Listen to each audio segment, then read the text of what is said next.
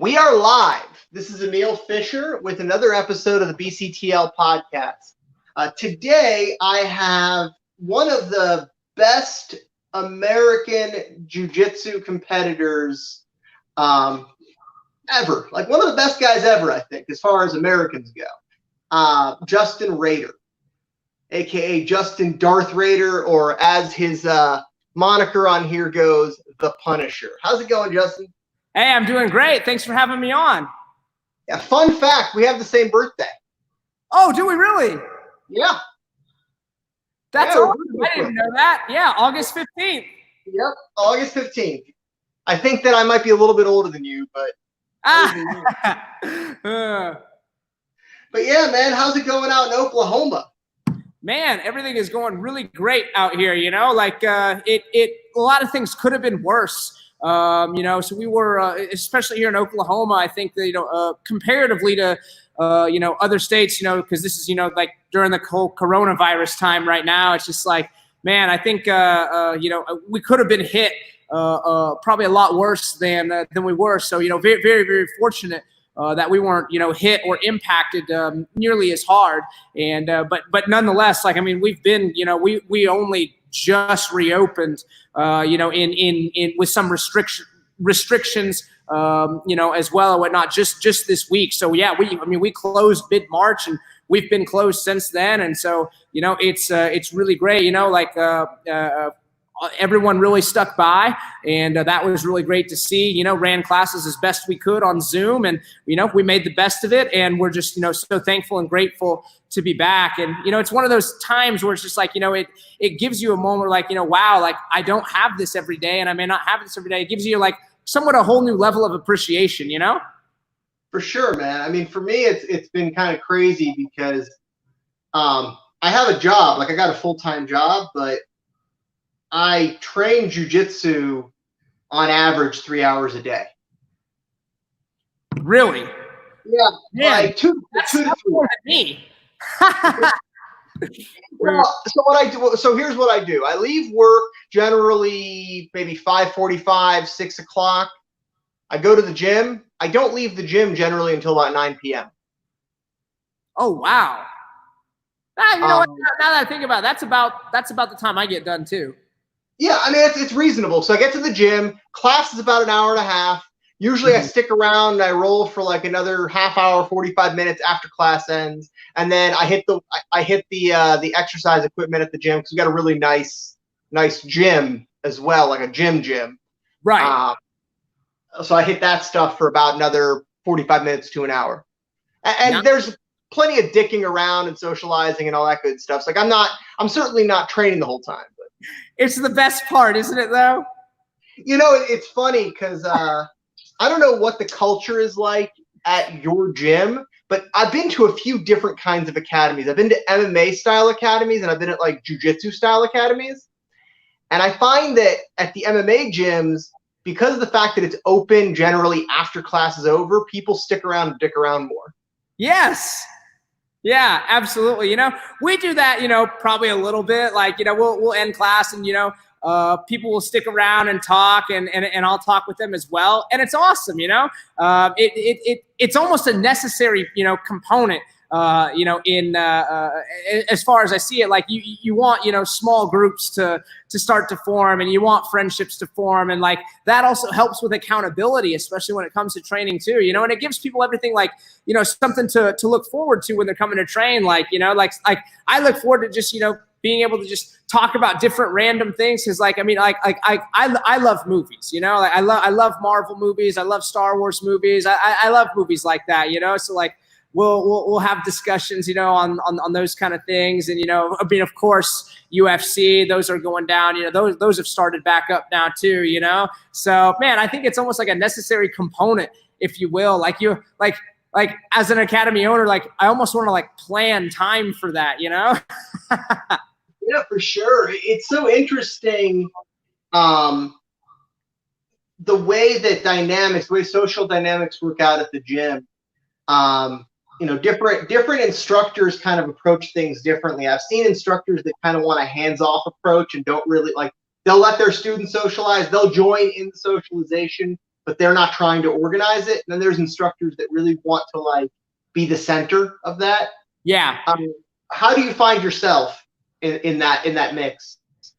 I kind of see myself as just one of the guys, you know, and I really like that part of it. I like being able to, you know, like there's something to be said, I think, for like, you know, wanting to, you know, like kind of maintain that status level, you know, like, you know, oh, I'm the black belt, and, you know, like, you know, maybe my socializing should only be, you know, to a certain point or whatnot, but you know, like we're in the beginning stages, you know, like our academy here is only a year and a half old, you know, right now, and so like it's still very small, you know, everyone knows everyone, we're still very close. I mean, if you were a very large organization and you had, you know, 500, 600, 700, 800 students, you know, I mean, you're now at a point like where, you know, you can't know everyone pretty much personally, because you can't divide your attention 800 different ways, you know? You got 25, 30, 40, and, you know, maybe every certain program, you know, and maybe you're like,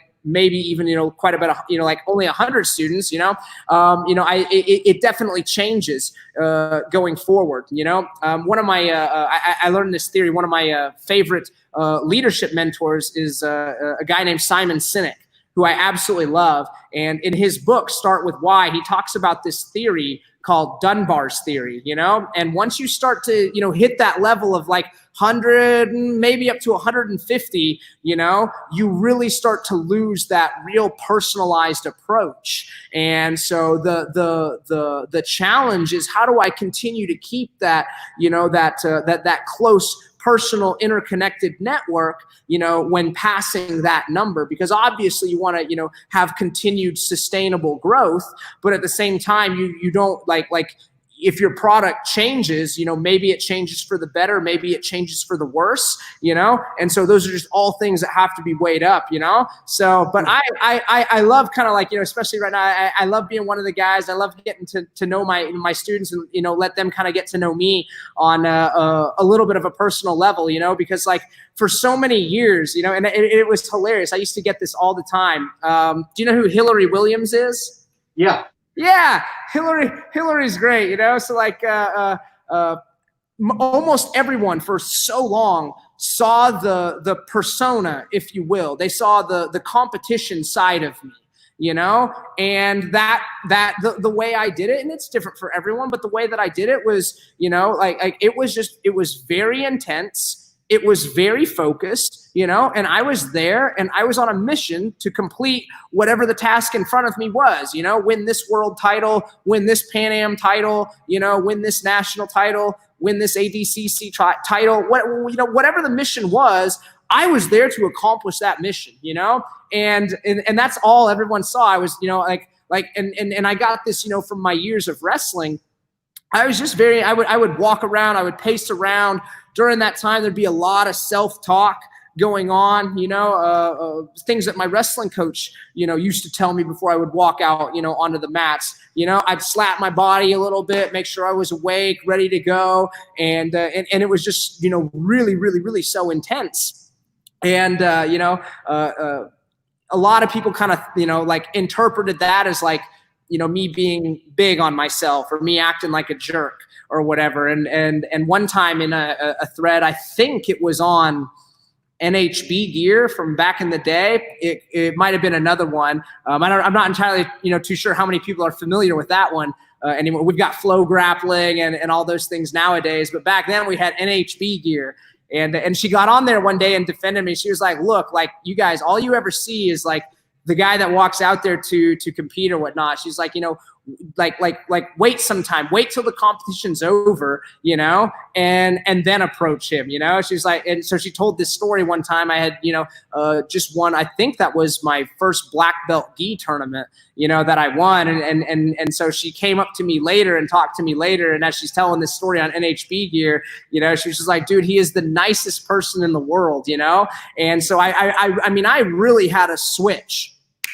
and it went like that. And if I was there to accomplish whatever said task I was there to accomplish, I mean, that's what I was there to do. And I was focused and I needed to accomplish that first before I moved on to doing anything else, And so, yeah, I like that my students kind of get a chance to know that side of me as opposed to just I'm just so over here and like something that they can't, even relate to most times or whatnot. I'm glad that we get to have that, Yeah, it's funny because I've had similar kinds of reactions from people where they think I'm going to be a certain way or they think that my personality is a certain way based on either things they've heard about me or my, I guess, persona in competition or whatever.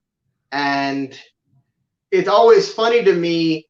Like, I can always tell if somebody is shocked when they've spoken with me. Like, I can always tell if they think I'm going to be an asshole or not. Like, I know that you've been on Josh LeDuc's podcast a couple of times. He's a good friend of mine. He's actually the last person to beat me in a professional match. Oh, wow.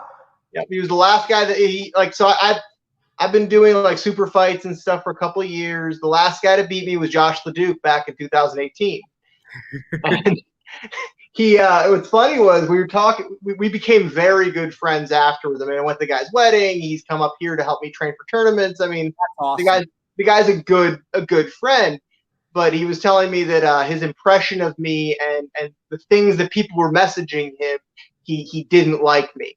Leading up to that, and to each their own, Yeah, it's one of those things that it's funny to me how, my first impression of you was always that you're this very intense, serious competitor just from the videos I saw, because I've been familiar with you since I was a white belt. I remember seeing that you had just won worlds and that you were one of the the few American no-gi world champions, which is, it's rare. Like, you don't see many of them at the adult black belt level. What's the count up to now? I think maybe 15 or so? At the adult? Yeah, I don't know. I mean, I don't really keep track of it anymore. But back then, 2000, when I started training more seriously and came back to the sport, 2011, it was not that common. No, yeah, absolutely. And it's become more common. And it was funny because my first interaction with you, I wrote an article about wrestling, and you sent me a message, and I was so touched because you were the first person that I had followed that reached out to me. Like, it's happened plenty of times since, but it was one of my early articles, and it meant a lot to me. Yeah, I was really impressed with that article, and I was like, because and it's really random. Like, I'm terrible. I'm terrible when it comes to following stuff. I'm terrible when it comes to keeping up with a lot of the things going on. But I had remembered something about it caught my eye, and I read it, and I was like, man, this is well done. This is well thought through. And I was like, man, I got to send this guy a message. Keep that up, bro. I appreciated it because the thing was that at the time I was a blue belt. But the thing is that at the time I'd already been training for about 15 years off and on. Oh, okay. I mean, I've been training now for about 20 years. So it's like, the reality is that while I don't have the rank necessarily or really many of the accolades, I've been around for a minute. I'm a guard puller. And I want to talk to you about this. I got some bones to pick with you on some of your thoughts. But the reality is that I understand why guard pulling is a bad paradigm, and I understand why wrestling is an important paradigm. And I think that the rules of competition as they stand reward the guard puller.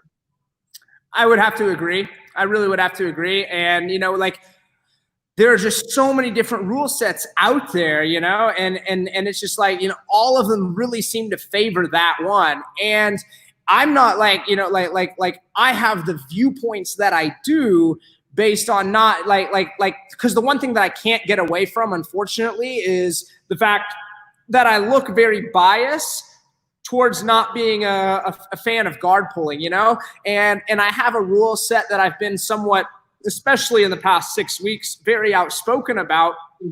But at the end of the day, honestly, I don't think it would change a whole lot. I don't think it would change the dynamic of the amount of pressure that's on you. But I think guys that pull guard, I think would still pull guard.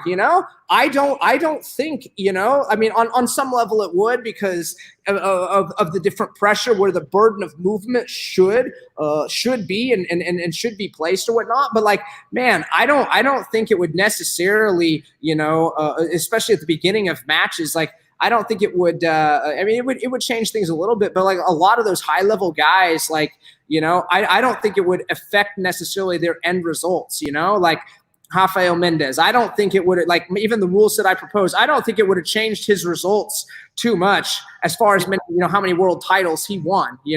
I don't think it would change Gordon Ryan's. Right. I think these guys would still be winning. They would have to. They would adapt, because they're once you get to that level, like, I mean, like, you don't suck, like you're pretty good.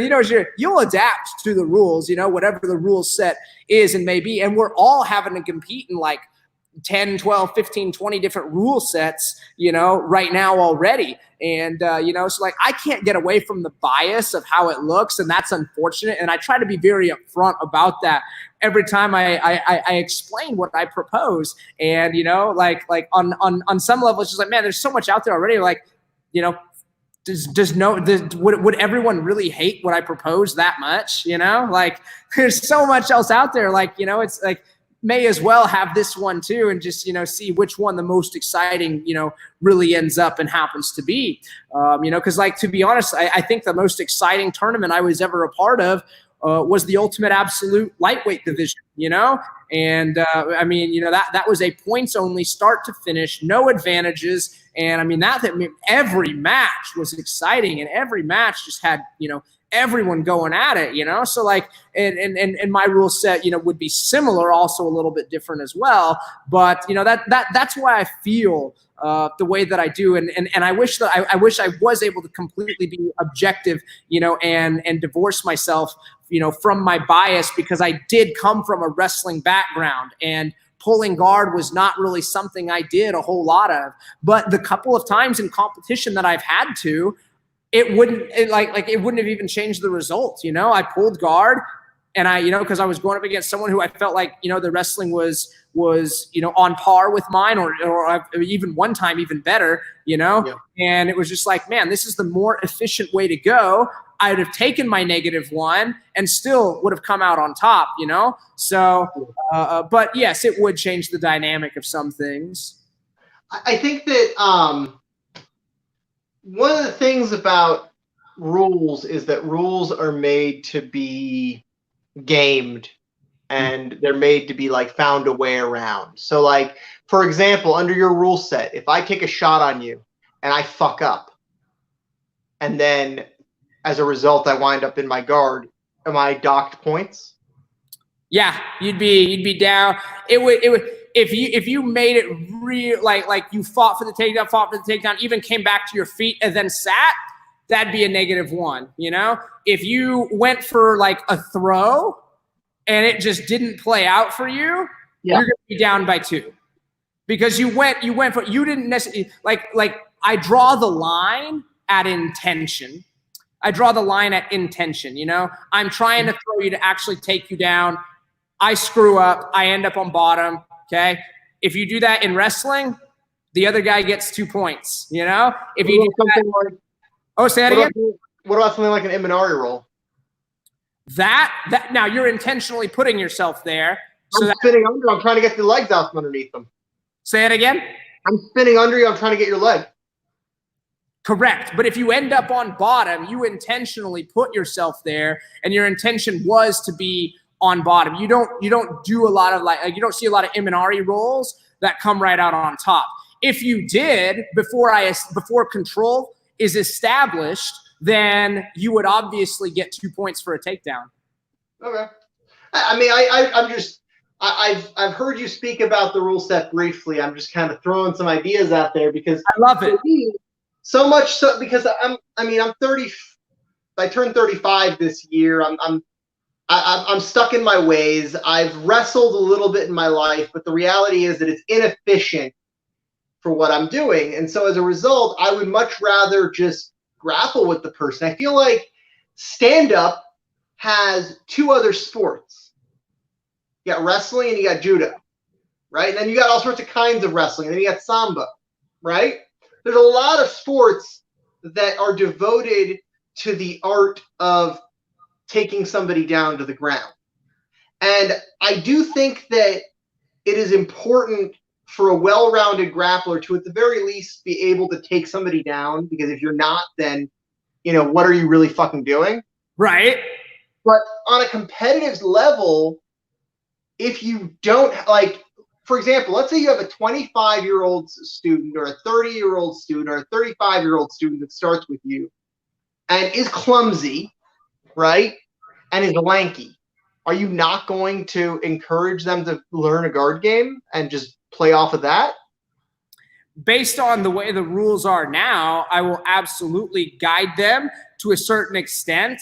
But I would be remiss, we have a specific set.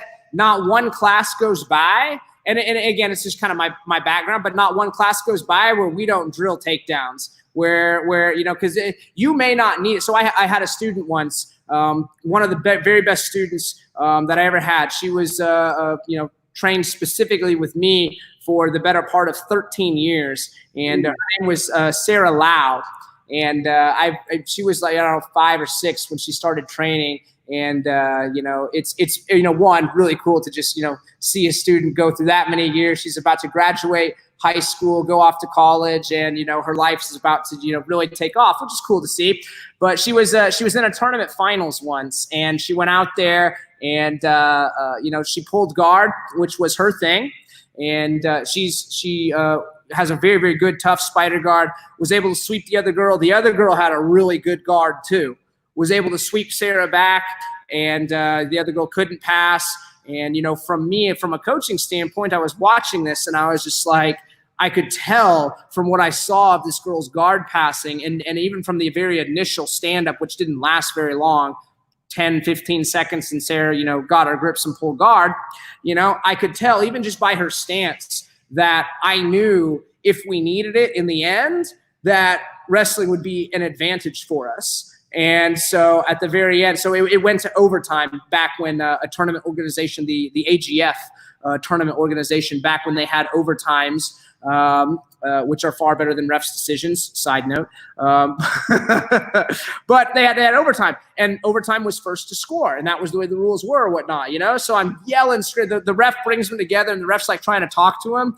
And I kind of teach my guys, don't worry a whole lot about whatever the ref is saying. Let me deal with that. Because I already knew what the ref was saying. I just needed Sarah's attention. So I'm hooping and hollering over here. She finally looks over, and I looked her dead in the eyes and said, "Shoot your double leg right off the whistle." Because I already knew, and she kind of cocked her head a little bit. And I was just like, just do it. Shoot your double leg, because she drilled it every day for years. She never used it in competition because it wasn't her A game, but we were finally in a situation where she needed it. So she just did what she trusted me, did what I said, got the double leg, got the win in the finals against a really tough girl, and it was awesome, So I would be I look at it as I would be remiss if I had we would not have that. Who knows how that might have played out otherwise as well, So for me, would I guide them the way the rules are written right now? Yes, but I also feel to be well-rounded, it's a very important part of the game. And I asked myself the question, and I don't mean to be snarky or whatever, but why do we start standing then? Because you want to have the option. You want to have and the other thing is, okay, so actually, it's funny. I put out a video today of an instructional I did on how to pull guard in a way that puts you in an advantage. And that transition from standing to ground, if done a certain way, you can end the match right then and there. I've ended matches inside of a minute just by, I get the collar ties, I get my inside control, and the guy thinks that I'm not going to wrestle with him, or he thinks I'm going to wrestle with him. And depending on the way that they engage me, I do the opposite of what they're expecting me to do. Mm-hmm. So if I tie up with them and I feel that they're thinking I'm going to wrestle and they're trying to wrestle back, I just throw my hips under them. I basically pull bottom mount, reap over, get the heel hook. Oh, nice. Yeah. Like, you said you posted a video? Yeah, I posted a video explaining on my Instagram. But regardless, I got as soon as we're done, I'm gonna go check it out. Yeah, I mean, the thing is that it approaches it almost from like a wrestling mindset. In that, for example, if you don't have inside control, you don't pull. Right, absolutely. Mm-hmm. Because the reality is that if you don't have inside control and you just sit down and try to butt scoot, you're very likely to get passed. Right. I think like there's a whole hierarchy of positions and notions and concepts for guard pulling. It's an art form in and of itself that, while it may not necessarily work great in a street fight, anything short of that, I don't know. And so like I approach it very much. Like I've always taken this, okay, I asked myself, like, what was jiu-jitsu created for? What was this grappling art? It was created for samurais to be able to fight each other if they didn't have their swords. Actually, and that's kind of where judo developed from, right? Well, that's what judo was from jiu-jitsu. Yes, yeah. And when they were in close combat, that's what like Ippon, like their armor was so heavy, if they got thrown to their backs, they couldn't get up. And so basically, like if you couldn't get up and I was standing, you dead. Sure. But I always ask, like, what was it created for? Especially like the very specific style of Brazilian jiu-jitsu, and it was created so like when we think about martial arts, and everyone's approach is different, it's like, okay, what would be the first, like if we train to max, well, the max is, basically submission, of your opponent, which, in a real situation could potentially mean death. Okay. Death is bad. We don't want to have to go all the way to death. So we have to create a rule set so that, right? Yeah, exactly. So we have to create a rule set that's sub-max. That first sub-max set is mixed martial arts. The second sub-max set is like, we have our grappling arts, jiu-jitsu, wrestling, sambo, judo, we have our striking arts, Muay Thai, kickboxing, and Taekwondo, karate. We have our striking arts, over there. So speaking on, so now we have sub-max. So all rule sets at the end of the day will fall short. But when we think about like, okay, so and it's the way that I approach it too. It's like normally, and we could sit here all day long, but at the end of the day, it's like, I think about things as more of a bell curve.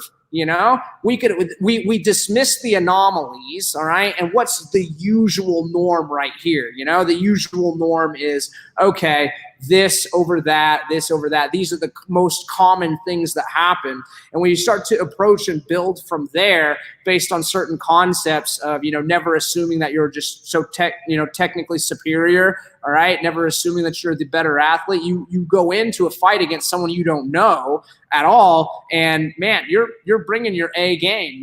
Like if I had to enter, a fight and it's someone, yeah, I have pretty good grappling, but man, what if they have better grappling and they shut me down? If they're on top, they do have the advantage. And so going back to like where you're like I would love to see and still today, this is my own opinion or whatnot, I feel like more of the advantage is given to the guy on bottom, and I don't like that. At the very least, we could at least make it more neutral. But for me, it's just like, okay, on bottom, if your guard game's getting shut down and you're not doing anything, like what you propose, like you would do that all day long. You would pull guard, maybe take your -1 just to heel hook the guy like that. Awesome. It's not, that rule set is not going to, you're not going to change, and it's not going to hurt you at all. Now, if you were like, let's say it blew up in your face and now you're on bottom and you just can't sweep the guy, and even he's working, at the end of the day, like I hate seeing like BS omoplatas be thrown up and those guys get the win. I hate seeing that. And you can't stop that in rule sets with advantages, and you can't stop that in rule sets that are sub only. Why not set up a rule set where if the top guy sits back for a leg lock, they're not penalized? because the chances are it's because it has to be based on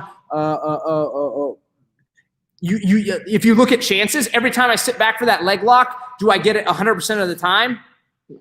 Nope, unfortunately not. So sometimes no one can be perfect. So as long as the lock is held, as long as I am attacking, as long as there's, a bell curve, danger there, like the lock is on. Like I have very, it's one of the things, like genetically, I'm just, it helps me with, with people who try to leg lock me, is I have very short feet and very short legs. So it's really difficult to tap me sometimes with some of that stuff or whatnot, So but nevertheless, in my match with Tonin, man, how many heel hooks was I in? I don't even know. Like, I lost count after the first two, and especially the first one where I was praying that my knee doesn't bust, while I was out there saying a prayer, dear God, it's never happened before, but please make sure my MCL remains intact through this. I remember saying that, and the first one was the worst one. And after that, I think it was, kind of loose after that, or whatever the case may be, but the fact that there was danger there, as long as that lock is held, man, there, but the moment it's not, and now I come on top, now points should be awarded, because the situation might call for one day. It's like, what are we training for? The situation might call for one day I throw punches at your face. Okay, better not punches. Better just a couple of points. And you still get a chance to live and train on. Even in the match, you still get a chance to come back. And redeem yourself and maybe finish the guy reaping a heel hook or whatever. Even from bottom, and that's great. There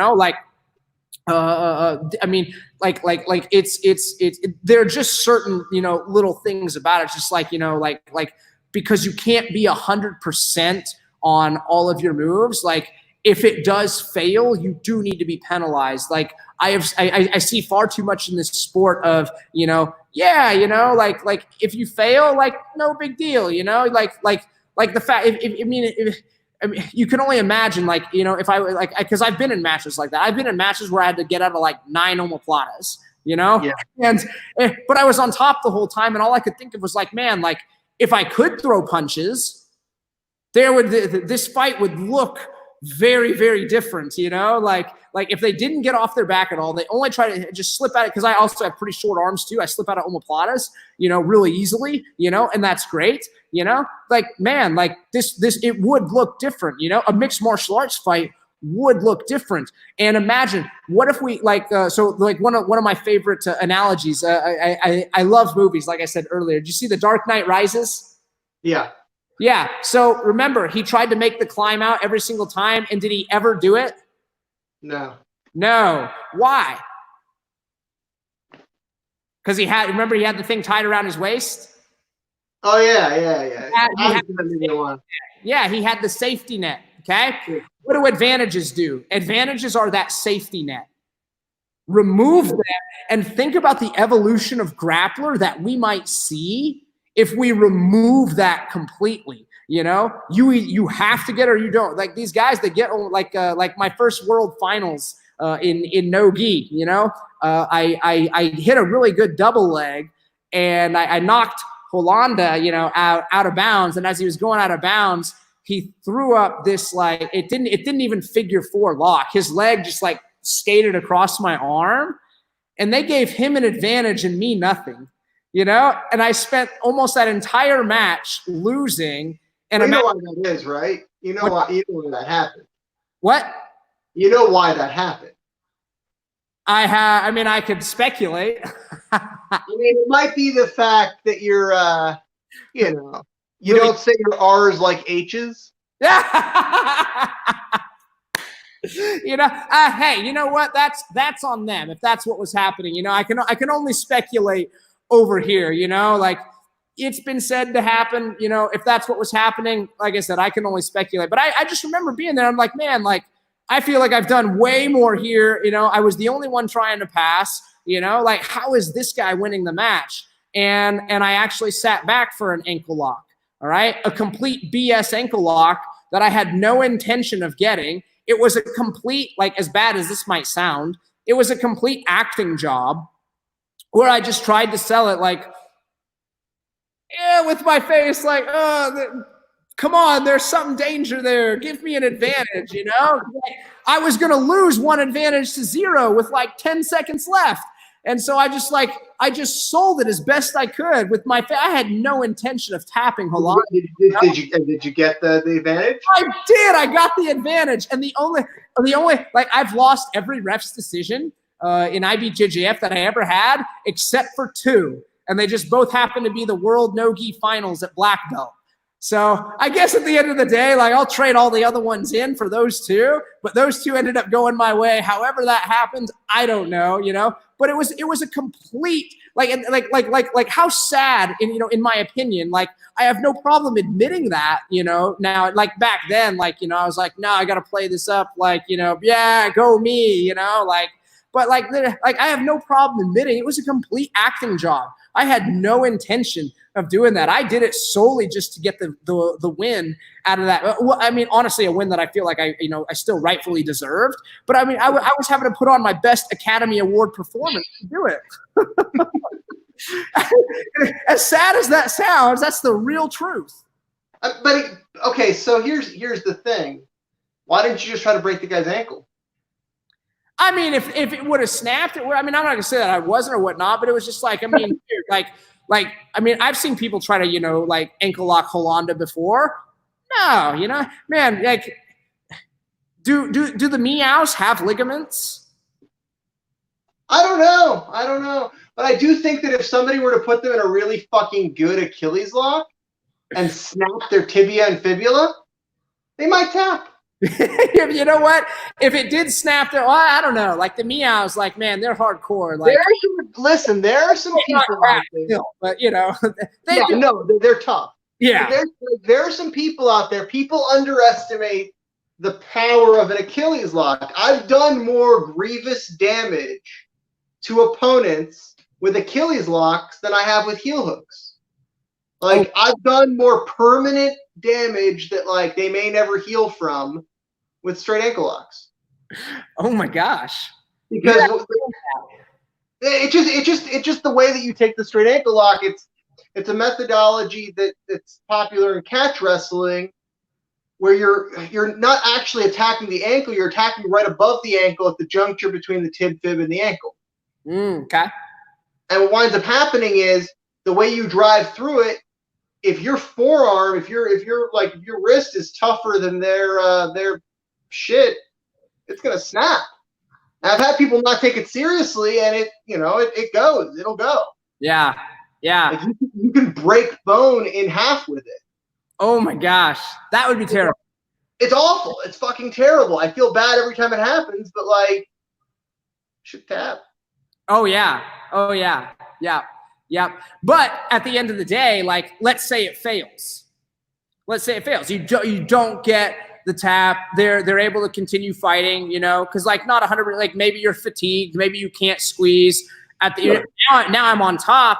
Man, that could potentially be a really bad place to be, you know. Now, if you're able to transition and get in, you know, right into something else or whatnot, you know, absolutely. But, you know, like, and again, we have to think about it as bell curve. We have to dismiss the anomalies, you know. And it's just like, you know, like, if I was really getting shut down and I was only laying here and that guy's on top, you know, which is, so I love and I think it would just create, you know, like Gary Tonin was talking about the other day on his Instagram, you know, like, what is it people like seeing action? What is action? Action is movement. They like seeing movement, you know? I think some of these things, if we employed something like wrestling employs like a top time rule, you know, man, how cool would it be? Like, you know, like, because it's reasonable to think if I'm staying on top and you're not attacking and I can accumulate a whole minute of time on top, I probably would have hit you quite a bit, you know? And with that being said, man, let's give them another point. Because the points, what are the points there for? The points are there to almost basically take the place of damage, okay? Or in more specific terms, you could think of it as like the points are there to reward positions where I keep you from damaging me as badly as I could damage you. That's fair. And that's why I think the point system is the best. for me personally, I value one thing over everything else. Tap. Yeah. All I want, I don't give a shit how I get there. I just want the other guy tapping. Right?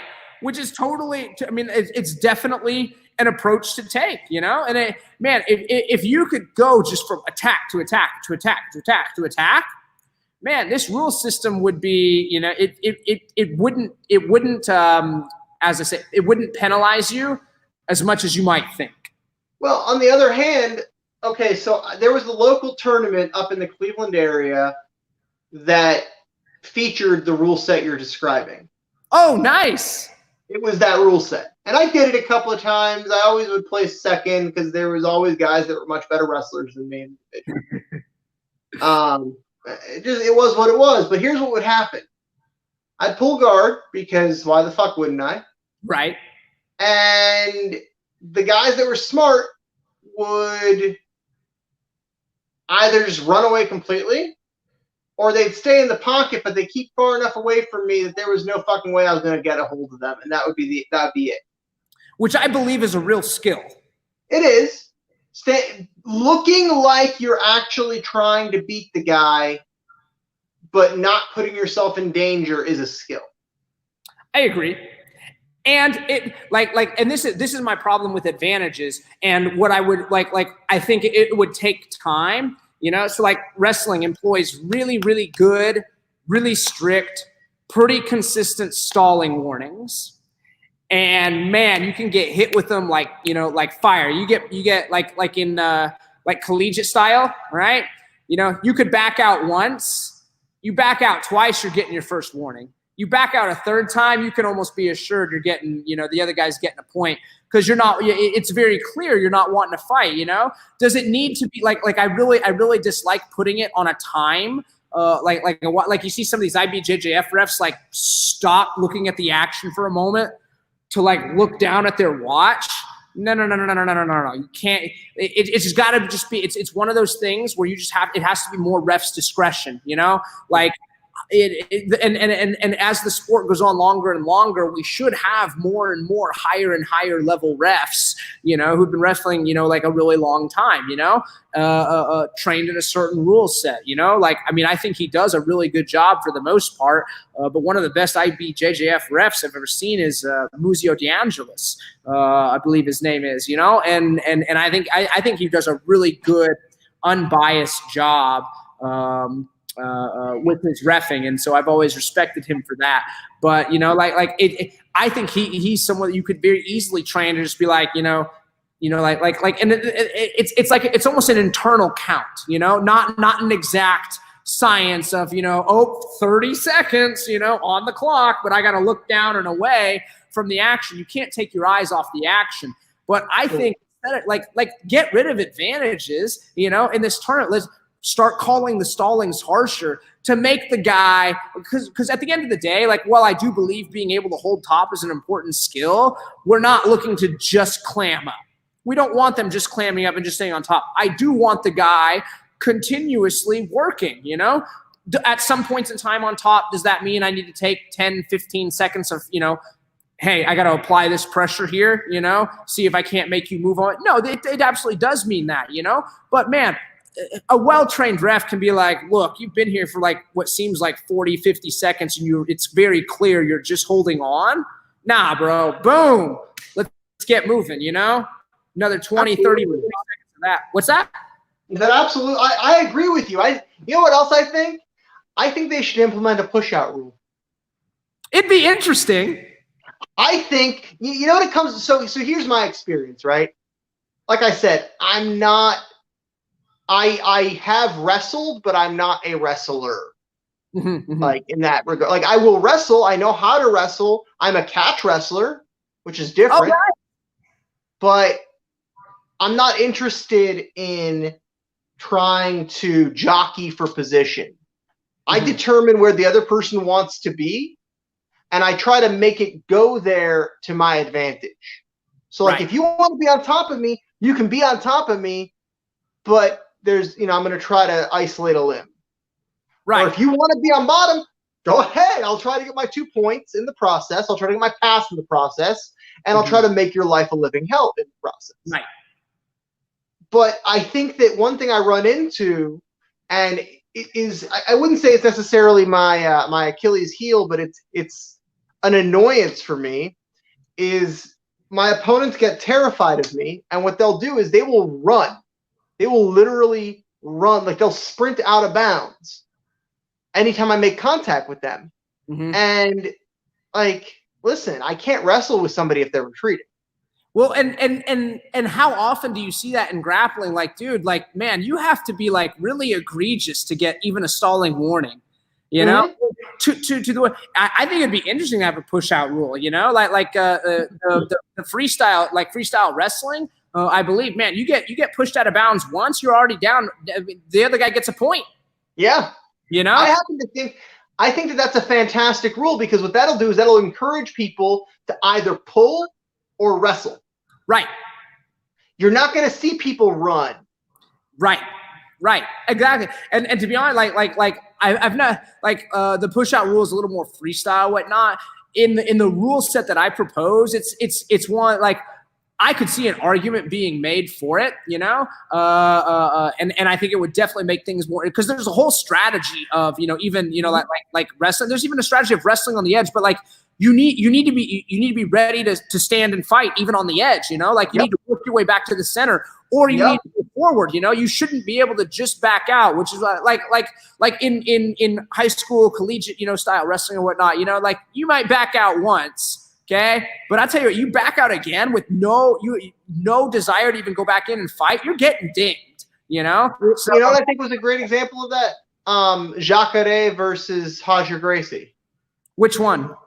The one where Roger broke Jacare's arm, but Jacare won. Yeah, right? Jacare ran. He fucking ran. And quite frankly, I think he should have lost for that. I hear you. Yeah. So at the end of the day, it's just like I think that like I would not necessarily even be opposed, you know, to that either, you know, because you should have to, you know, stand and fight, you know, and then we start to, you know, get into the level of like, okay, is there maybe a certain level, you know, that we start implementing, you know, a rule like that at maybe the highest pro level? Sure, you know, like little kids who don't understand that kind of rule yet. Nah, you got to be a little more lenient with them, you know, like I mean, you ever seen like a 5-year-old grapple? They don't have any idea what's going on half the time. It seems like the ones that do are fucking terrifying. What's that? The ones that do are fucking terrifying. No, that's true. Yeah. And I'm just, there are times I look at some, I'm just like, man, like what was that training regimen like? Because like, I want to look at it and see if I'm doing anything wrong. I mean, you're clearly doing something right in that regard.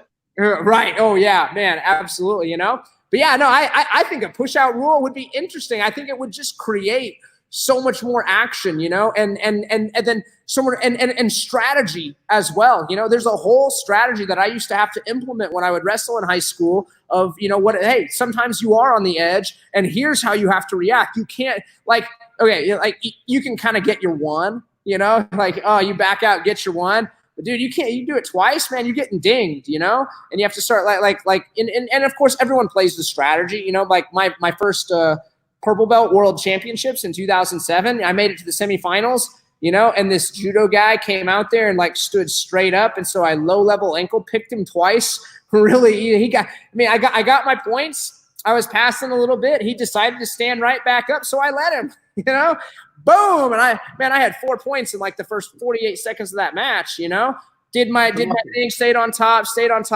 And man, it got to like, you know, I mean, I was just cruising there because I was like, man, like, dude, like the way they call stalling calls, it'd be almost impossible to get, you know, like for this guy to get enough stalling calls to win, you know? So I'm just cruising, you know, because I still have the finals, you know, and I was going to have either one guy or Zach Maxwell. And Zach Maxwell was super tough, you know, someone I had already competed against before, so already knew me a little bit. Like, man, I had to save my energy, you know. I went straight. I got like 3 or 4 stalling warnings, and I got all the way to -2.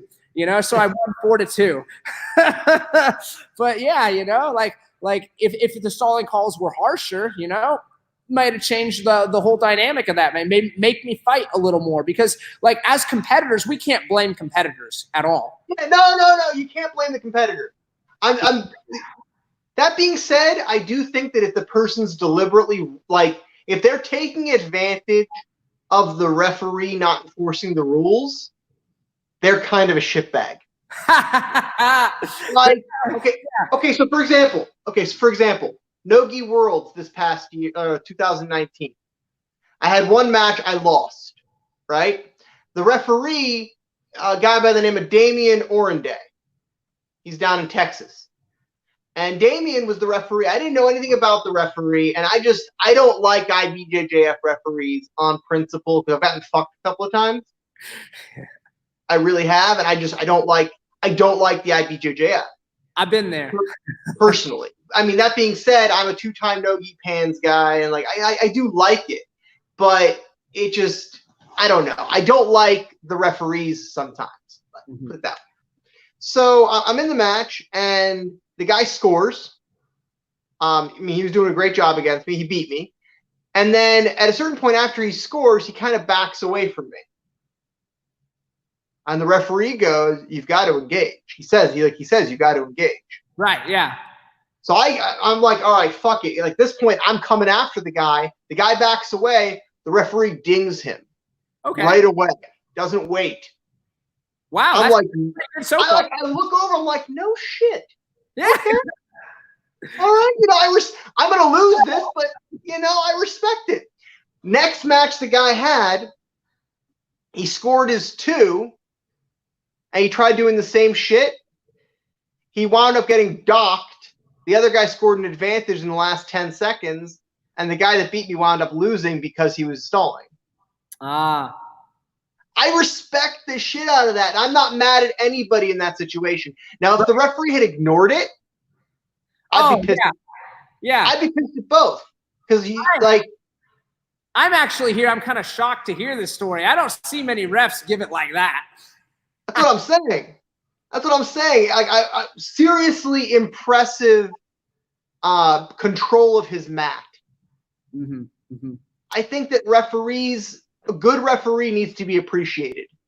I agree wholeheartedly, 100%. And it's a real thankless job, and to be honest, I think the refs are put in situations that are just like, they are put in situations that don't need to be put in, like imagine, if you will, something that was points only, no advantages. Now you don't have to worry about whether that was an advantage or not.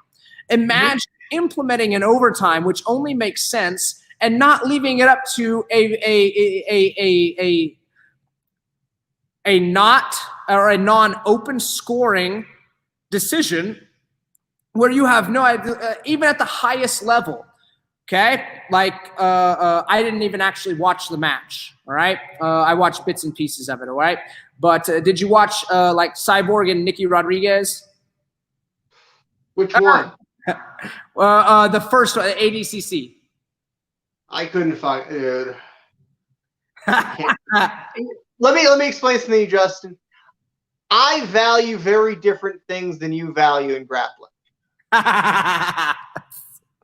Oh man, the point I'm trying to make is because I didn't watch the match either, whatnot. I watched a very quick clip of the decision, and they raised Rodriguez's hand that time, and I think about it like this. I won 2 Nogi Jiu-Jitsu IBJJF black belt world titles. I was in the finals 4 years in a row. I lost twice to Cobrinha. I was able to place, bronze medal ADCC 2013.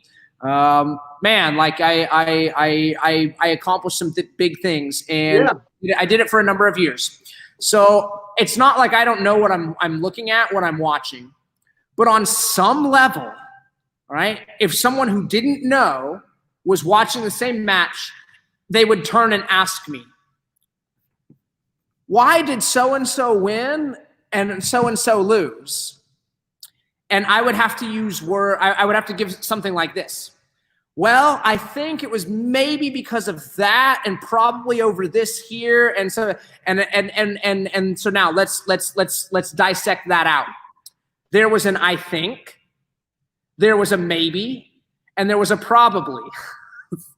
That does not work when you think about an uneducated audience. That does not work. Okay, if you got people like if we name us, do you know like a whole lot about NFL rules? No, I don't. Okay, great, excellent. So here, NFL is one of like man, if there was a sport other than professional grappling and fighting that I love the NFL. All right, I am a huge Green Bay Packers fan. All right, we have the best quarterback on the planet. It's awesome. Okay, so I have you over. All right, and we're watching Green Bay versus Seattle in the playoffs last year. And I'm hooping and hollering, and next thing you know, like now I'm cursing and I'm yelling at the TV, and then I'm hooping, hollering again. And at the very end, okay, you can see that Green Bay has, I don't even remember the actual score, 25 points, and Seattle has 22. You don't even really, maybe you don't even follow a little bit of that. You kind of, but you know who won, right? Yeah. Yeah, you know who won. You don't even have to ask me. You may not understand how the points got scored, but you do see 25, 22. It's very clear. All right. You watch some of these, sub-only matches or a match like that, and like what does it communicate to when, like Nicky Rodriguez gets up and, like this, because he won. I'm not taking anything away from him at all. I'm just saying, like, how does it look to an outside, spectator who doesn't know what grappling is, And then you see Cyborg, like, this is supposed to be like some of the best athletes in the world, and he's over there like, I can't believe it, You ask other high-level people, why did that happen? And they're using words like maybe, probably, I don't know. You know what my answer to that question is? What's that? You know what my answer to that question is? Let's hear it. Don't fucking leave it in the hands of the referee. Now on some level that's true, and on the other level it's just like, man, we're like when we're talking about like two top tier level grapplers, who on any given day could be like this and like this, like you can say don't leave it in the hands of the refs, but man, it's just bell curve wise, it's not always the case, When it comes down to a referee's decision, when it comes down to that, I'm sorry, but you can't. Now, if it comes down to advantages or points or whatever, that's different. But if you're leaving it in the hands of the referee, Nicky Rod was on top for more of the match. There you go, Justin. You see, I didn't even see the match. The point I was trying to make was an uneducated spectator, that doesn't look good to them. I'm thinking about like trying to expand the audience as well, and it doesn't look good. Let's bring back, and at ADCC they have overtimes, but we need to man, we need to just bring back, an overtime, that is a certain length of time, and both people have chance to score, and then we need to bring back a sudden death, first to score, and it's over, and you earn it, and I don't care how blasted long it takes. The matches, it would be far fewer and farther between that you're going to have matches that go 10, 15, 20 minutes long, that aren't going to be decided, usually pretty quickly. And so I'm a big fan and proponent, especially a tournament like that, which doesn't have just like hundreds and hundreds, even thousands of competitors, because it's like 16, per bracket, 16, 32, 48, 64, 80, so you've got, and that's just the men's division. Then you got the women's divisions, so you're looking, right around 100, 115 competitors, and that's it, like overtime is not going to be a problem, and then they have 2 overtimes, or is it 1? I can't remember. I think they changed that. It used to be 2, but I think it's just 1 now, but it's just like, man, go. Is it just 1 now? Yeah. Back in that time, it was 2. Like the longest match I ever had was 32 minutes. And that was crazy. And like I've never woken up as sore after a tournament than 32 matches with an NAIA national champion wrestler. A match that I clearly still believe I won. and the decision went the other way, and I nearly finished him 2 or 3 times in overtime and just didn't quite score. But that's a whole nother story for another time, But yeah. So it's just like, man, like bring back an overtime where it's just first to score, and man, just let it go till that happens. I think that my favorite way to deal with that, honestly, and you're probably not going to like that I'm saying this, or you might agree with me. I don't know. I feel like we have a lot of like convergent opinions. EBI. They try. I will give respect to that. All right. And like you're gonna. I get a real big kick out of conversations like this. I love being able to like disagree, and try to understand why. And you try to, you see my point, you try to understand me. Like, it's the only way that what we're trying to accomplish gets better. I actually respect EBI and the fact that they were like, yeah, you know what, we're going to go try this, like, it sounds a lot like I just, do nothing but hate on tournaments, and I probably should do a better job of, you like what you like. Yeah, right. You like what you like. You like points. Yeah, right. Yeah, exactly. I play the points, but like on some level, maybe I should give them, like, hey, I got to give them props for at least like, 1, I have never put a tournament on, 2, like, you can't know what you don't know until you actually do it and put it into practice, I just went I'm just kind of shocked. Like the rules have, like actually took the direction they did, and I just see it like, over here, but the rules seem to like, take this direction. And that's unfortunately one of the biggest reasons why I don't really have any plans to return. I competed in all the rules. I mean, I did fight to win. I was, the belt holder for that at one point in time. I did IBJJF. I did ADCC. I have done, other sub-only tournaments. I did the Ultimate Absolute. I'm trying to think of like other different rule sets tournaments, that I did. Like, I can't think of any off the top. You ever do an AGF? I never did quite do an AGF. But I've coached at many of those, for years, and it's just like, I respect, anyone that goes out there and tries to put into practice what they theorize. Here's my, theory on the rules. Here's what, and they go, but I I'm just frustrated with the IBJJF. It's just like, man, I cannot understand what you cannot understand about the logic behind some of this, and like that's kind of, it's like I said, I'm done. I've competed at the highest level in almost every, one of the biggest, tournament organizations that are out there. Like, I just don't really like I've already done it, like I have nothing really honestly left to prove, so it's why like now, don't get me wrong. If you created a rule set like I just proposed, I might very well return, I really would consider it, but like at this moment in time, like, I don't really have any desire to go back and compete for any of these rule sets that I don't philosophically agree with anymore. But again, I've got to give credit. So I give credit to EBI. It was very creative, a very creative way to get it done. And while I don't agree with, I would much rather love to see the like a points only rule set before the overtime, but it's a very interesting approach. Like I think maybe the positions should be a little more neutral. If could be, I would like to see just being able to hang on.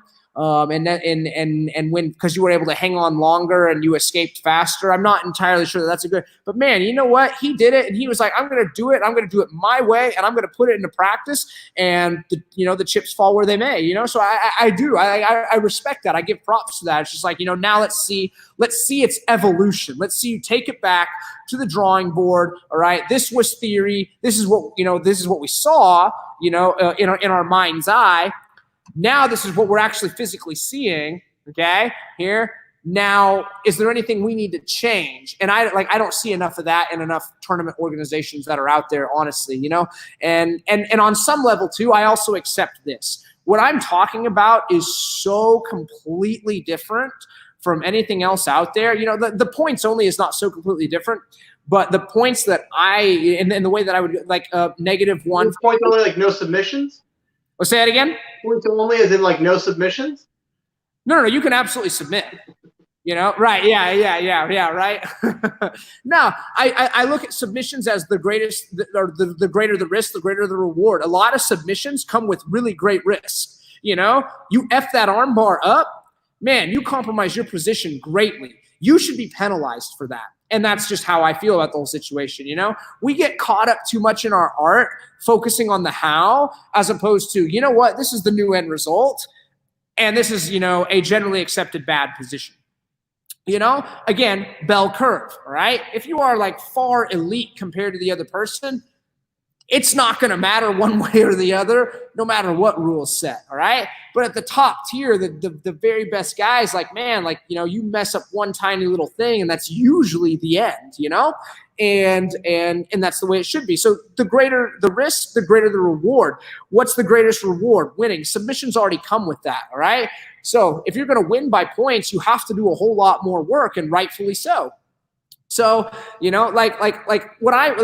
I'm suggesting is just like, it's just so out there that like it would either take someone just so brave from the very beginning with a new tournament organization to just do it, or others are going to have to slowly phase over time some things out and some of these new things in, I just think it would be so cool to see -1 for pulling guard, which ADCC does. I would love to see a top time. I would love to see, I believe an important skill that's often overlooked is being able to get, from your back to your feet.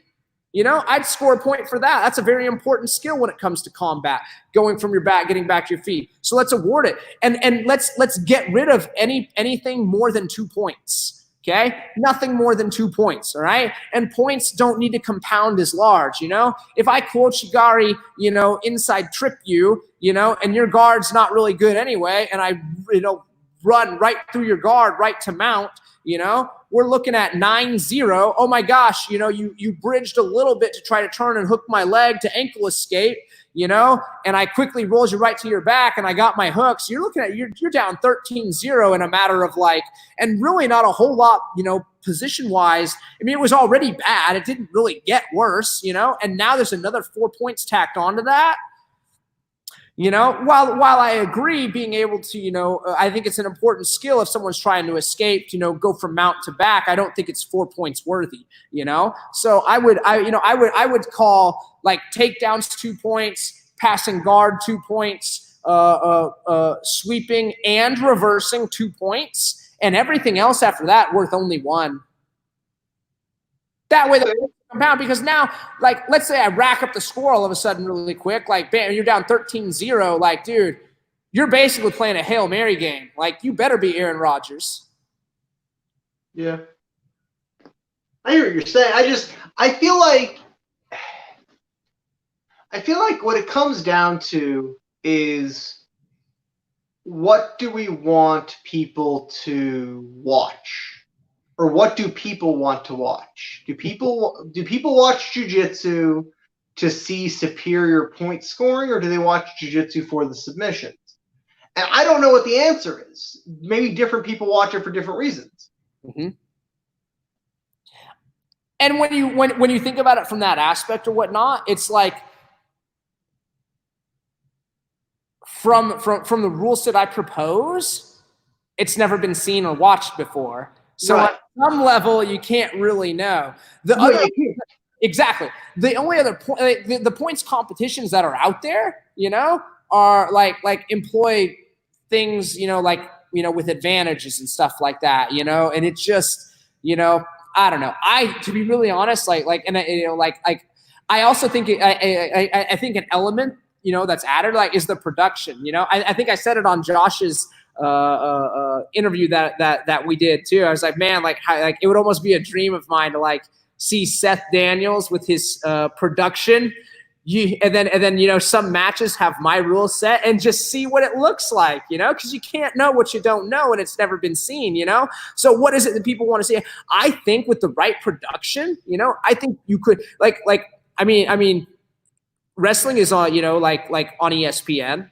you know? And man, it's like one of the things I look forward to watching every year, you know? And there are no submissions there, you know? And you know, so a little bit about, you know, just how, just even the production part of it and standpoint, you know? And I think that's why, like, you know, especially Fight to Win, you know, in a lot of ways is really, you know, kind of taken over. Is one, they can put on as many shows as they do, and two, their production value, it's top notch. Fucking superb, man. Dude, you know, so like who, like, after doing that, who wants to go back and compete IBJJ? Let me tell you something. Competing on the Fight to Win stage has ruined me for other shit. Right? How's it, dude? It's man, you know, because you get to walk out there, you're on a stage. There's a lot, and I love it. Like when I wrestled in high school, I loved duels. I loved duels. They were my favorite, you know, because it was you and your opponent, and that was the only match going on at all. You know, like in tournaments, it doesn't really, in wrestling, it doesn't really come down to that until the finals. And they usually do, like, you know, 3rd and 4th and 5th and 6th at the same time, you know, at NCAA level, you know, like Division I, okay, they do only the finals, you know, and that's cool. But man, I loved duels, you know, and though it's not a duel, like necessarily team versus team format, the fact that you're the only one out there and there's a spotlight on you and there's a big crowd and they always do it, like, it's always done well, you know, like, man, it's, I mean, and when you do well on that stage, I mean, man, like, you know, like it's hard to describe the feeling, right? Yeah, no, there's nothing like it. I do think it'd be really cool if, and actually it was funny because last night, do you know who Jake Shannon is? I have heard that name. Probably from Josh. He's a catch wrestling icon. Like, okay, I think you're right. Yeah. That sounds familiar. Yeah, he's a great dude. He's a great dude. He actually was in my corner when I did Fight to Win in Denver. Josh came out and coached me, and then Jake wound up showing up and was in my corner. I actually had him on last night on the podcast. Nice. So Jake was saying that he wants to see catch wrestling get the Fight to Win treatment. I think that something that would be really cool would be if Fight to Win did multiple, because they already have judo matches. They do that. Seth was saying, somebody made a post that he thinks it would be cool if Fight to Win had wrestling matches, and Seth said that they already do. Really? I've never seen it. Yeah, me neither. I haven't seen or heard of it yet, but man, wow. Or maybe I misunderstood the comment. Seth, if you're watching this, please don't fucking kill me. But please don't put me on blast, Seth. Please. Yeah, dude, I didn't mean it. No, but like the thing is that I think it would be really cool if they stacked the cards. Like, let's say every 3rd match or every 4th match was something that wasn't submission grappling. Right? That'd be kind of cool. And the other thing, I don't know if Josh ever told you about my idea that I floated to him about a modified Fight to Win style rule set. So I really like the Fight to Win style rule set with the 3 judges. You have fairly clear judging criteria. Usually the right guy wins. Like, I'd say 8 out of 10, the right guy wins. Right? Would you agree with that? It's been a while since I've watched. You know, I also like the sub-only rule set is one that I just don't love. But per the way that they do it, especially now, I'll give you that.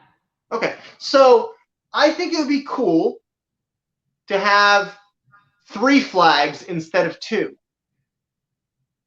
Okay. Red, blue, and purple. And right? What's the 3rd one? The purple is EBI overtime rounds. That'd be interesting. So, like, let's say you have a match and it's super evenly matched. Mm-hmm. Purple. Let's say you have a match and one competitor is not real, whatever. You want to see more of it. Purple. I could. That's really interesting. Like, hey, man, we've just got to do more. Yeah. That's actually really interesting. And I feel like here's the thing with the EBI rounds. Unlike a lot of the other rule sets, there's no subjectivity to it. There's no room for human error, or very little room for human error. Well, they remove a ref's decision. It's very clear quantitative data that they're making their decision with, which I'm definitely a much bigger fan of than refs' decisions. Like refs in this sport have it honestly the worst. They really, really do. It's thankless. Someone is always upset, and that it would be like it would be easier if we just that's why I made the whole thing only 2 points or 1 point. And that way they can keep their eyes on the action, so much more, So yeah, no, I 100% like, you want to, I would love to just see it just removed entirely and completely. There needs to be some sort of, criteria that's very clear, even to spectators watching, like who won and who lost, and take the refs out of it.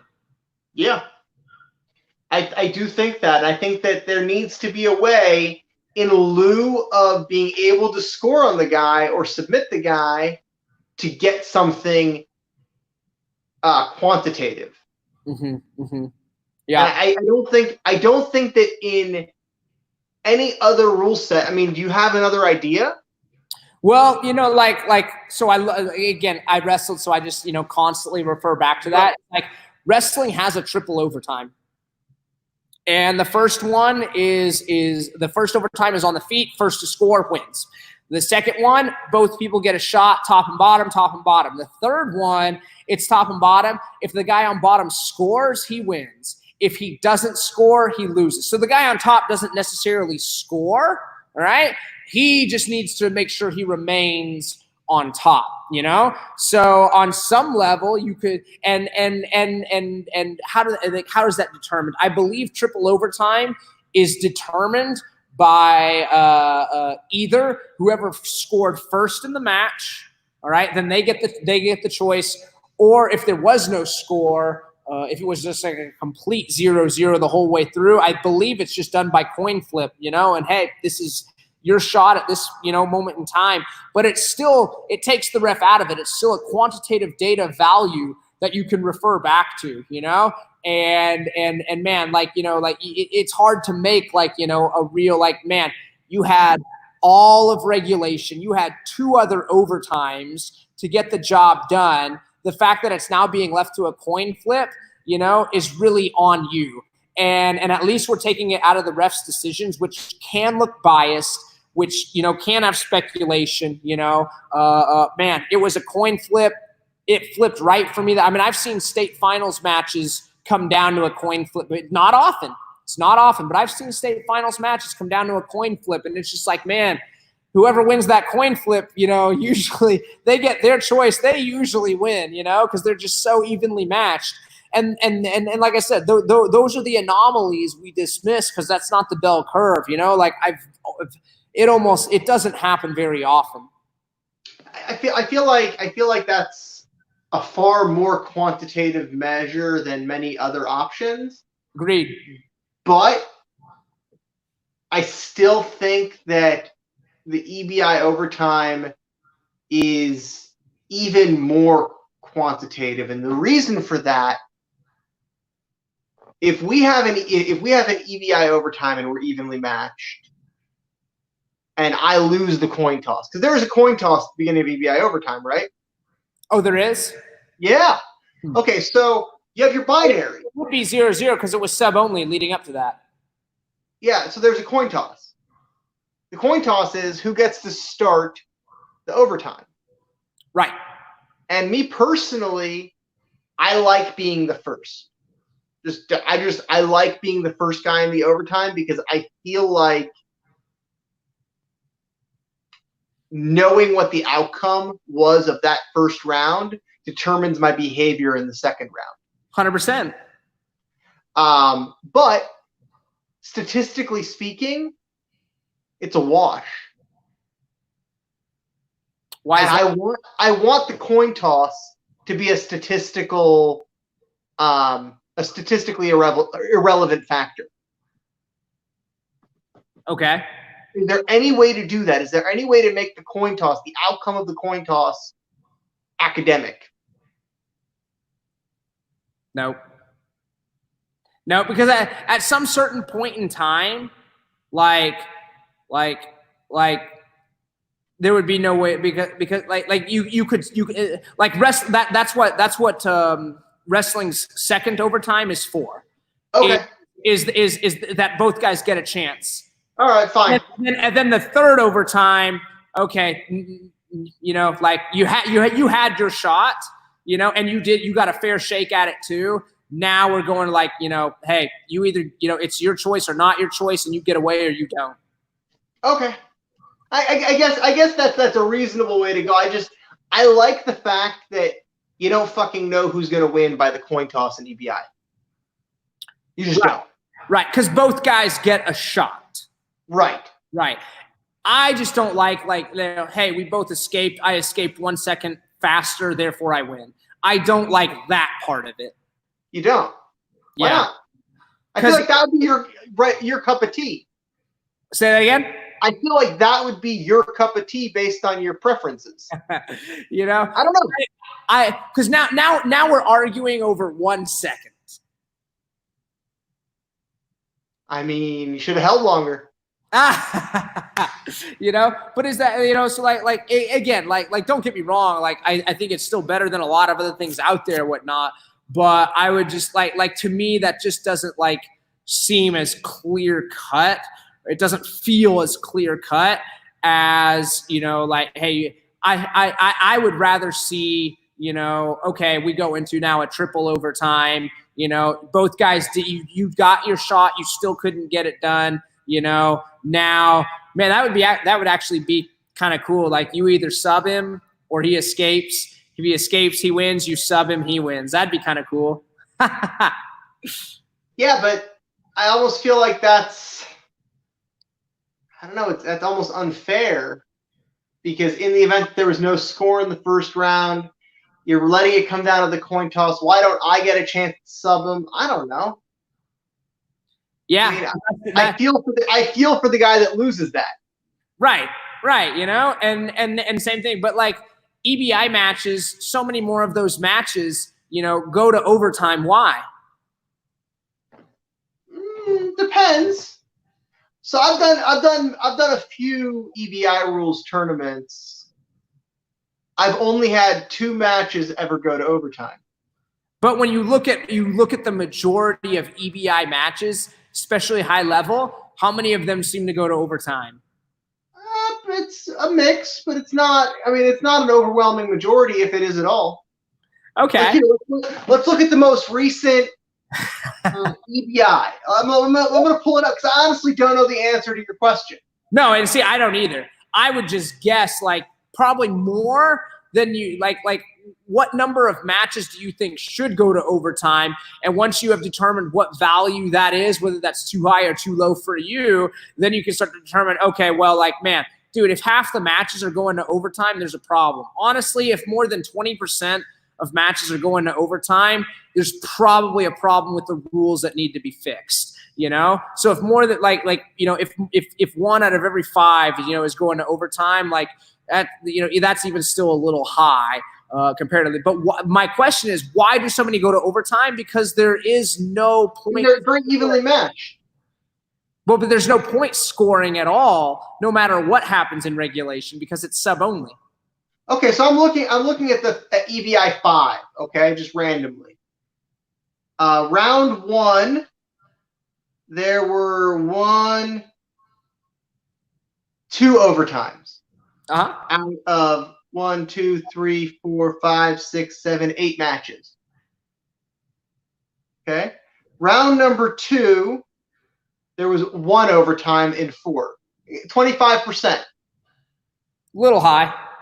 Round number 3, 50%. Round number 4, 0%. Round number 4 is the finals. Yeah. So, 25% to go to overtime in a rule set like that, submission only, that's fucking good. I would say for submission only, that's probably pretty good. Now, and hold on, let's take it a step further. Of the overtimes, it looks like only one was by escape time. The other ones were by submission in overtime. Mm-hmm. Right? I want to see people tapping. Right. Yeah. And then at the end of the day too, it's like, okay, what kind of promotion and organization are we trying to run? Now let's add in the control factor of what might be considered fair matches and mismatches. I think mismatches are good, man. I think mismatches are great for the sport. You don't? I think that they certainly can be. I think Fight to Win does, a pretty good job with some of those as well. But at the end of the day, it's like, okay, what if you only looked at the main events, and how many of those ended submission or not? And again, I don't know the answer. Most don't end in submission. I think I could be wrong. Again, Seth, if I'm wrong, I'm so fucking sorry. Please don't kill me. But no, seriously, I think that most main events that I've seen did not end in submission. Yeah, because you're talking about some guys it's like okay, so, you almost run into is 10 minutes long enough, and it needs to be long enough because people are going to start to lose interest. But at the same time, man, that's hard to submit someone in 10 minutes. Yeah. So my first Fight to Win was the main event was Andras Brunovskis versus John Combs. Oh, Andras won by submission. Nice, tough dude. And that summer, I saw AJ Agazarm versus Vitor Oliveira. Decision for Vitor. And then the third one was, what's it called? It was Vitor versus Keith Minor as the main event, and Vitor won by decision. Then there was DeBlas versus Tex Johnson. So most of them by decision. Right. I just running through it. Even in the Fight to Win matches I had, I never lost by submission, and the ones I won, I won 2 by submission and 1 by decision. The Fight to Win? Uh-huh. Yeah. I won. I think my record's 3-3. I beat. I won't even use the words beat. I got the referee's decision win over Bruno Frazado, and I lost a referee's decision to Gianni Grippo, and in a match I still think I won. And I got a submission victory. Somewhere in there, maybe I'm 4-3. Yeah, because I got 2 submission victories. My last one over a guy from Tulsa named Matt Vernon, and then who did I lost to Jeff Glover by decision. Based on their criteria, I could definitely see why Jeff got the decision there. That was my very first one, and then I feel like I lost another decision. Maybe I got into it, Jeff Glover today. Oh, did you? What about? So somebody made a post about North Dakota only having 13 cases of COVID-19, how they shouldn't be shut down. Oh, gotcha. And so I responded, well, North Dakota has 18 people in it. Oh no! and Glover got on there. I don't know why he came at me like this, but he made some super snide comments. I just parried it. I was like, listen, you don't know what I meant by what I wrote. You don't know if I meant that we should be scared of COVID-19 or if we shouldn't be scared of COVID-19 based off of that. Right. You don't know. You can't judge what I wrote. And he just didn't get it. So I was like, Jeff Glover's the kind of guy who gets super trashed, gives himself an upper decker, and then wonders why his toilet's fucked up for about a month. Oh no! And doesn't bother checking. Oh man, Jeff, he's funny. He's a guy. Yeah. Oh, but yeah, it'd be interesting to see, you know, some of these things happen for sure. So, do you have any like, if I were to come up with a matchup for you, are there any matchups that you would come out of retirement for? Man, any, you know, like I never got wins over these guys, but man, any chance to face, you know, Rafael Mendez again, or even Cobrinha. I mean, man, like I just, you know, I didn't even realize how much I was learning from those guys at the time that I had matches with them, you know? Man, what would be some other interesting matches, you know? I don't know. I'm not in a huge habit of like calling people out. No, that's not what we mean here. Just who do you think would be interesting to see you against? It'd be interesting to see me and Tanquinho go at it again, you know?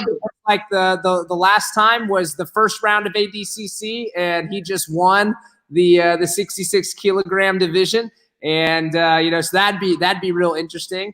You know, what else other would I, you know, think would be really? I'd still like a rematch with Celcinho. I feel like there was business left unfinished from the Ultimate Absolute. If anyway, you can find those matches on YouTube. Like that match was, you know, it was crazy, but it was also funny at one point. I mean, I'm just, you know, like the ref clearly, like, I mean, I don't expect Celcinho to have heard it or whatnot, but like the ref had his hand on my back and, you know, told me 3 times, stop. So, you know, I learned my lesson. Stop doesn't always mean stop. That'd be a fun one to come back and have.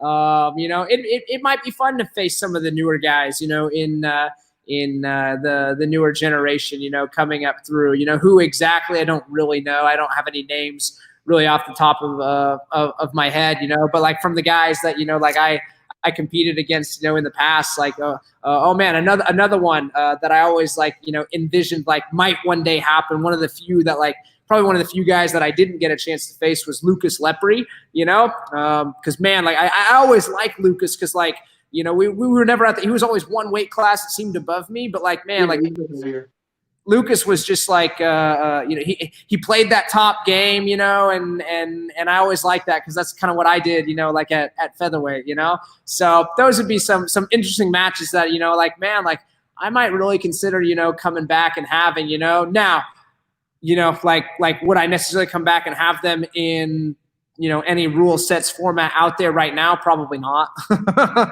You know, but if they'd agreed, you know, to some concessions, you know, it wouldn't have to be like a complete you know, overhaul, and we know we're only going to do it. But if, you know, agree to some concessions, I might consider that. Would you ever be interested in doing like a no time limit sub only match with one of these guys? That would be interesting. You know, no time limit. That doesn't really catch my interest per se very much. So probably not. But you know, you never know. Yeah, I mean, I like that just because of the purity of it. And I can agree with you there. You know, like I think the only way sub only can really be done, you know, like you said, use the word purity or whatnot. I think its purest form, I think, has to be no time limit. Yeah, for sure. One matchup that I think would be really cool to see you have would be you versus Dante Leone. I don't know if you follow him at all. Oh yeah, I remember Dante from a long time ago. I'm not entirely sure where he's training right now. He's in Toledo, Ohio. Is he still there? Yeah, he's in Toledo. He has his own gym. Okay, so he's got his own academy now. Well, that's awesome. Yeah, I just think that stylistically that would be super interesting because Dante is very much a points playing finisher. Yeah.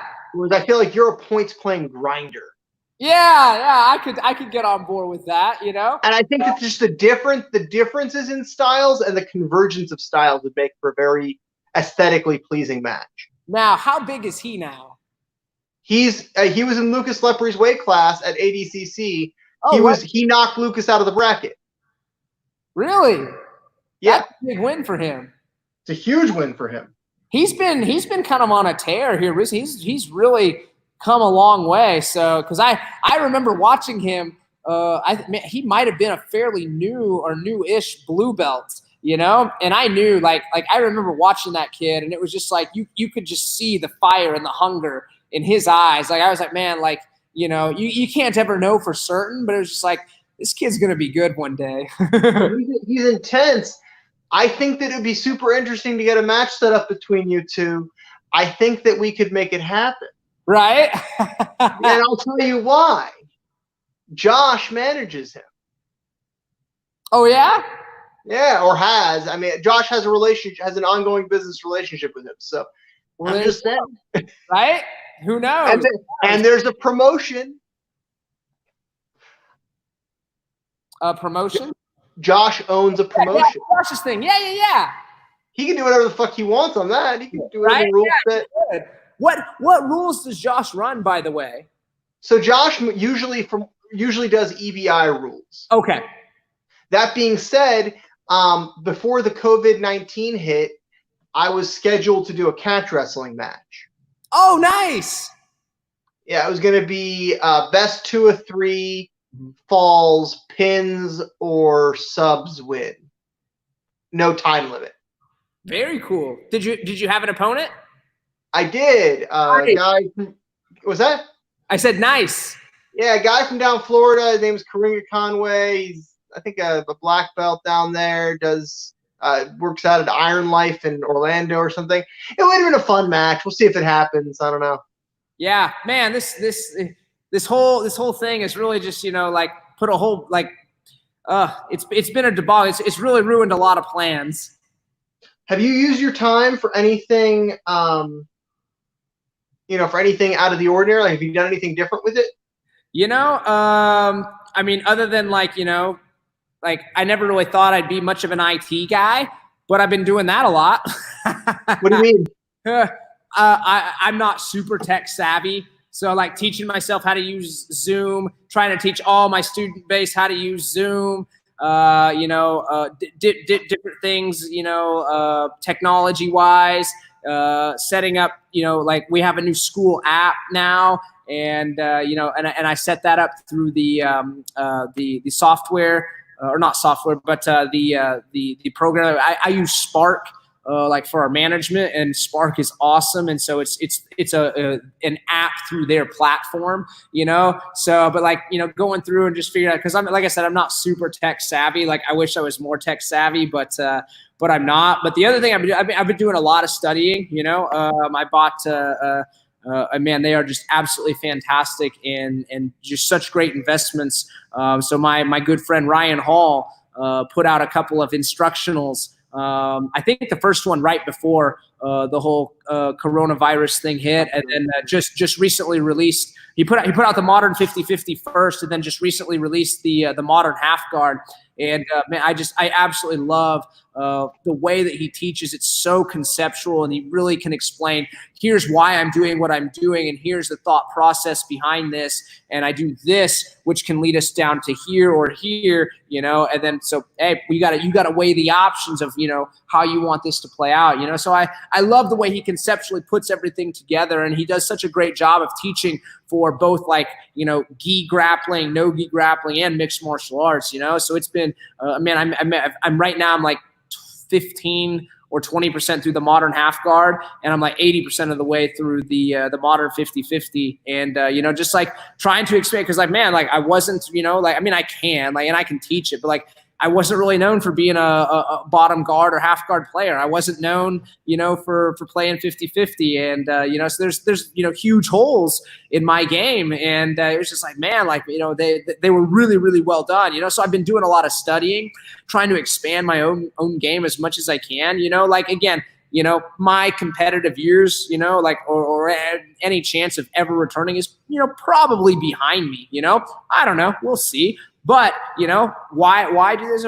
One, I need to have continued growth, because like I'm on a new mission now, and the mission is, building our academy, to provide, like one of the best martial arts experiences that we absolutely can, to help see lives continuously changed and improved, as well as spread and growth. Especially, the art of jiu-jitsu, like everything that it did for me, I want to see it impact and influence those coming up after me now, so I want to be able to provide the best, coaching and instructing content that I can. And so, one, I've reading a lot of books, but studying instructionals from, guys that I really, really respect.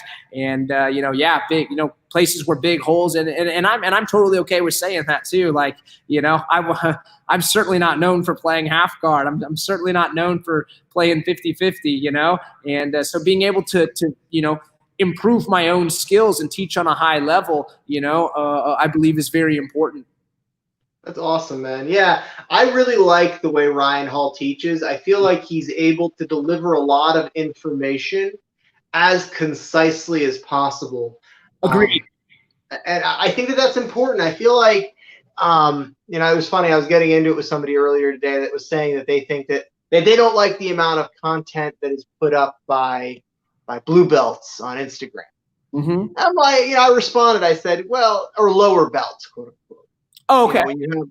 When you have black belt world champions that are available.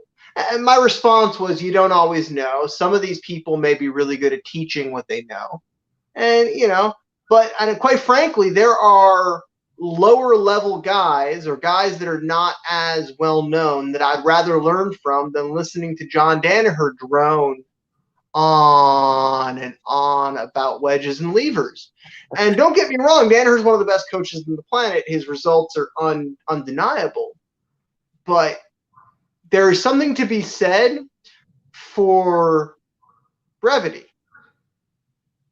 I 100% agree. I think it's the difference between being a, like you can be, like you could have the best technical knowledge or whatnot, and, what good is it if it captures no audience, and if you can't replicate, or what you've seen or what you've done or whatnot into others, like how valuable is it really, And so there's something to be said for becoming a very, very good communicator, I watch two people constantly that I try to emulate in a lot of ways. And one is a man named Craig Groeschel, and the other is one of my favorite leadership mentors as well, named Simon Sinek, and the way that they can deliver such great content and logic and concepts so concisely, like, it's almost like an art form in and of itself, and I would 100% agree with you about Ryan as well. It's why I've always really, really enjoyed, his instructionals and learning from him. And, that guy holds nothing back. This is my best stuff, and he'll show you all of his cards.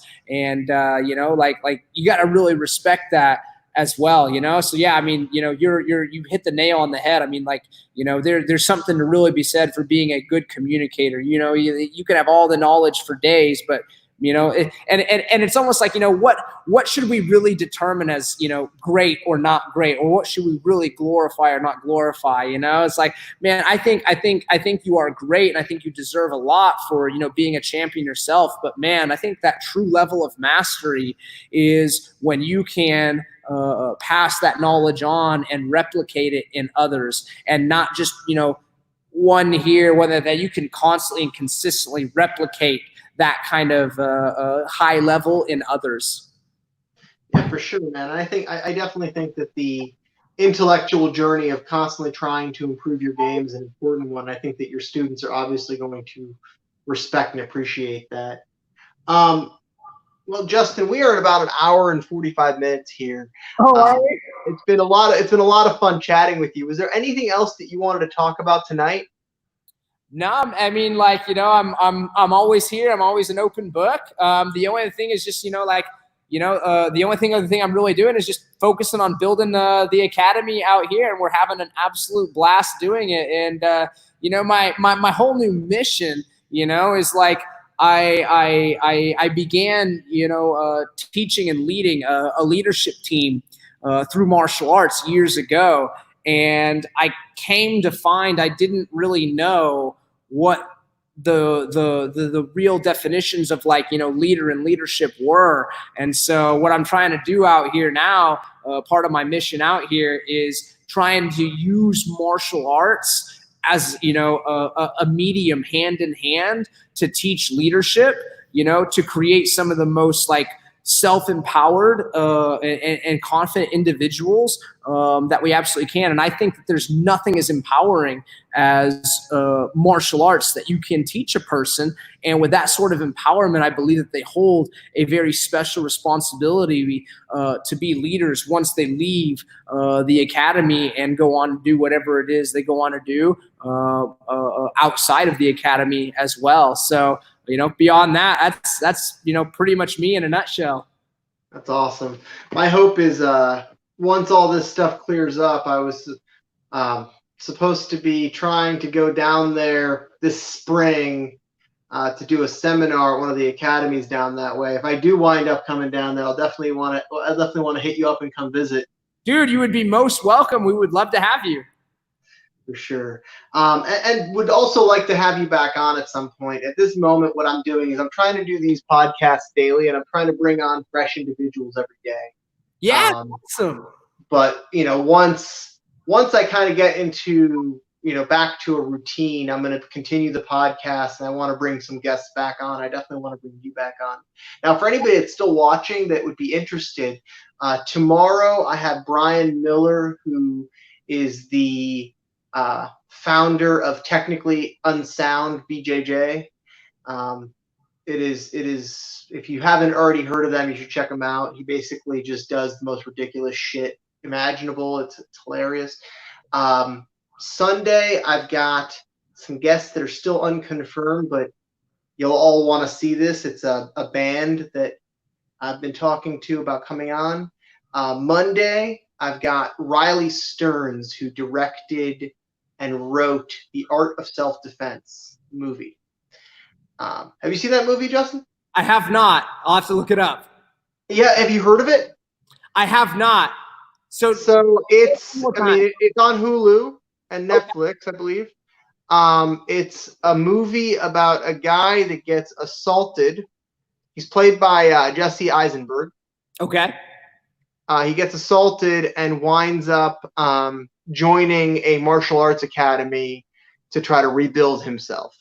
That's cool. And it was a very fucking good movie. What's that? What was it called again? The Art of Self-Defense. Gotcha. You've seen the trailer. I guarantee you've seen the trailer. And it was one of those movies that it was a dark comedy. My wife and I went and saw it in theaters here in Cleveland, and I didn't know what to expect. I always have low expectations for movies about martial arts like that, because I find that they always are disingenuous. Right. Like, you don't actually see the real martial arts ethos and pathos. Like, you don't see it. Right. Mm-hmm. Riley is a purple belt under Sean Williams, and he took second at Nogi Worlds. Awesome. So, he wrote that in there. Like, you knew, as soon as you start watching, you knew it was written by a martial artist. That's cool. Yeah. I'll send you a trailer afterwards. Anyways, yeah. Was that? I said, yeah, do it. Yeah. Anyways, thank you so much for coming on. Absolutely. And for anyone interested, tune in and have a great night.